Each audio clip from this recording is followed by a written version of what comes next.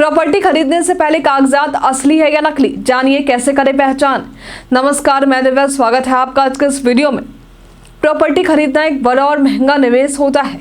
किसी भी तरह की प्रॉपर्टी खरीदने में हम अपने जीवन की कमाई का एक बड़ा हिस्सा लगा देते हैं। कई बार तो किसी को किसी तरह की संपत्ति खरीदने में पूरा जीवन लग जाता है, तब जाकर एक घर या किसी जमीन को वे खरीद पाते हैं। अब प्रॉपर्टी में इतना बड़ा निवेश करेंगे तो उससे पहले इसकी जांच परख लेना बहुत ही जरूरी है। इसलिए इस डील से पहले जरूरी कागजात की सही जांच करना जरूरी हो जाता है।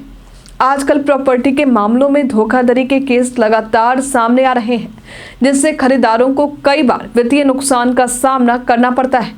ऐसे में प्रॉपर्टी खरीदते समय कुछ खास दस्तावेजों की जांच करना बेहद जरूरी है, ताकि आप भविष्य में किसी भी तरह की कानूनी समस्या से बच सकें। तो प्रॉपर्टी डीलिंग के दौरान किन बातों को ध्यान में रखना जरूरी है, आज हम इसकी चर्चा करेंगे।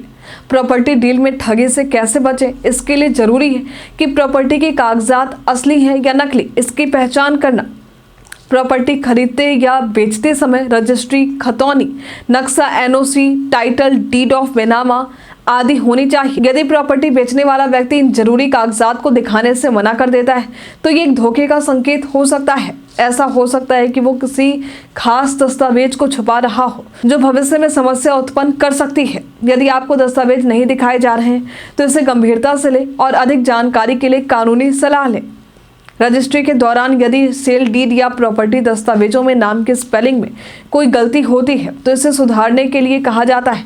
इसलिए जब आप प्रॉपर्टी का सौदा कर रहे हैं तो ये सुनिश्चित करें कि सभी दस्तावेजों में नाम और अन्य जानकारी सही रूप से दर्ज हो।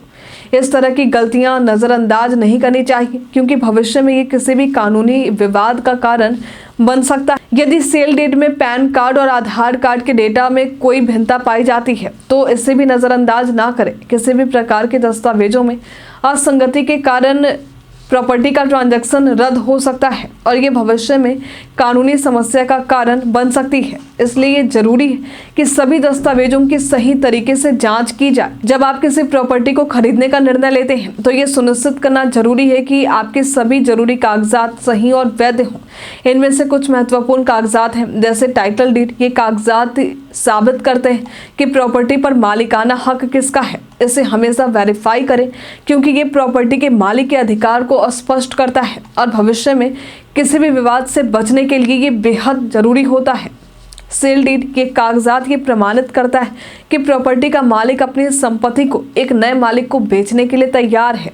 इसे भी पूरी तरह से जांचें, ताकि आप ये सुनिश्चित कर सकें कि सौदा पूरी तरह से कानूनी है और सभी जानकारी सही है। इनकम्बरेंस सर्टिफिकेट ये दर्शाता है कि प्रॉपर्टी पर कोई कानूनी दावे या ऋण तो नहीं है। यदि कोई लोन या दायित्व है तो उससे भविष्य में आपके लिए समस्या उत्पन्न हो सकती है।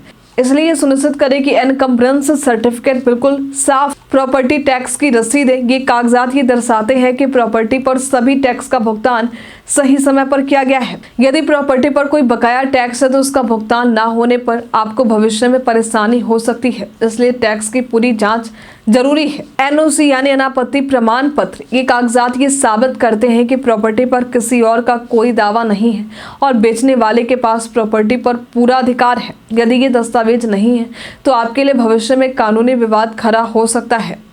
यूटिलिटी सर्टिफिकेट ये प्रमाण पत्र ये सुनिश्चित करता है कि प्रॉपर्टी पर बुनियादी सुविधाओं की उपलब्धता है, जैसे कि पानी, बिजली और सड़क।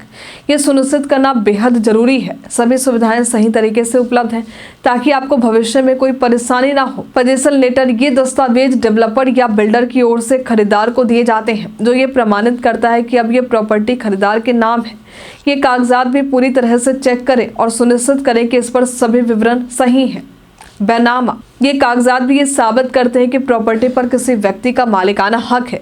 ये दस्तावेज प्रॉपर्टी पर किसी भी कानूनी हक को स्पष्ट करता है और भविष्य में किसी भी तरह के विवाद से बचने में मदद करता है। आज के लिए फिलहाल इतना ही। प्रॉपर्टी से जुड़े ये टिप्स आपको कैसे लगे हमें कमेंट में लिखकर जरूर बताइए। हमारे साथ बने रहने के लिए आपका धन्यवाद।